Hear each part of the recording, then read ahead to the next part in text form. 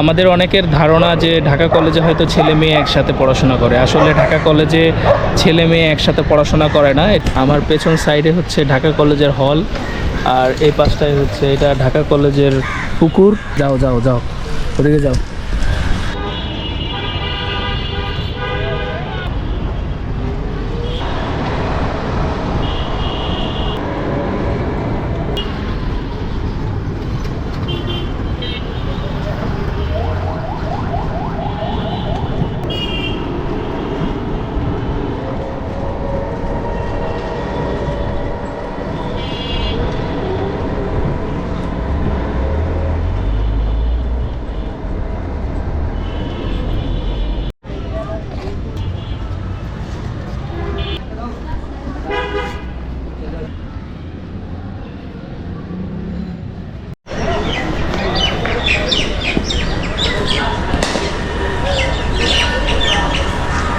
আসসালামু আলাইকুম, আশা করি সবাই ভালো আছেন। আজকে অনেক দিন পরে আর কি ঢাকা শহর ঘুরতে বের হলাম।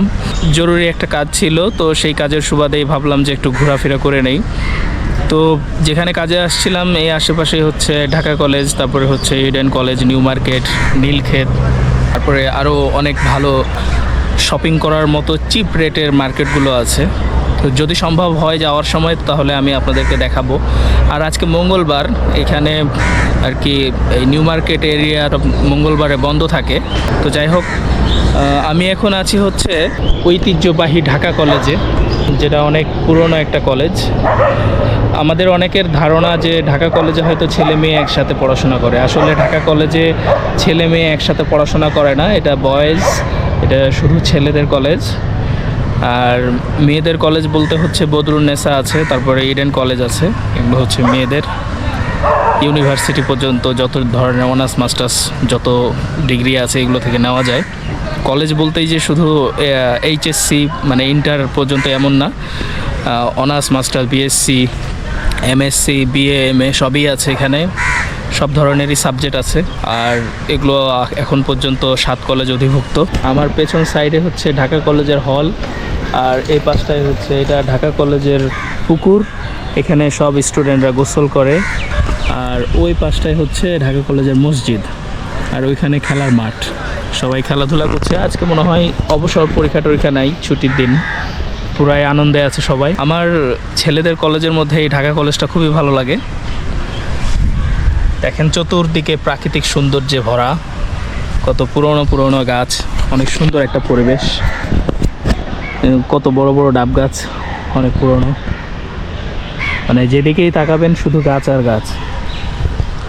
ওই পাশটা আর একটা মাঠ আছে, এখানে একটা হল, আর ওই পাশে সবাই খেলাধুলা করছে।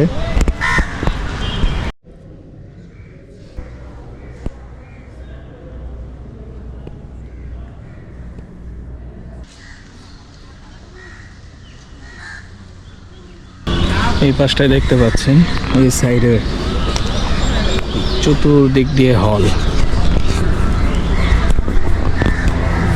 এই পাশেও একটা হল, ওই পাশে একটা মাঠ আছে বিশাল বড়, এই পাশে একটা মাঠ আছে খেলার। ঢাকা কলেজের সিঙ্গারা নিলাম 10 টাকা করে। এটা আলু সিঙ্গারা 10 টাকা মাত্র। ওই পাশে আর যাব না, দুপুর হয়ে গেছে, বাসায় ফিরতে হবে। এখন বসে বসে সিঙ্গারাটা খাবো, তারপর বাসায় ফিরবো।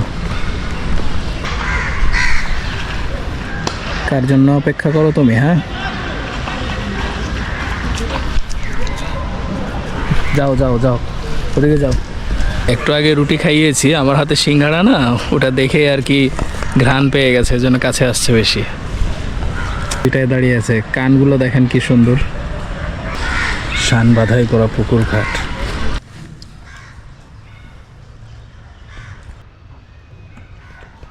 উপরে দেখেন কাক কা করছে,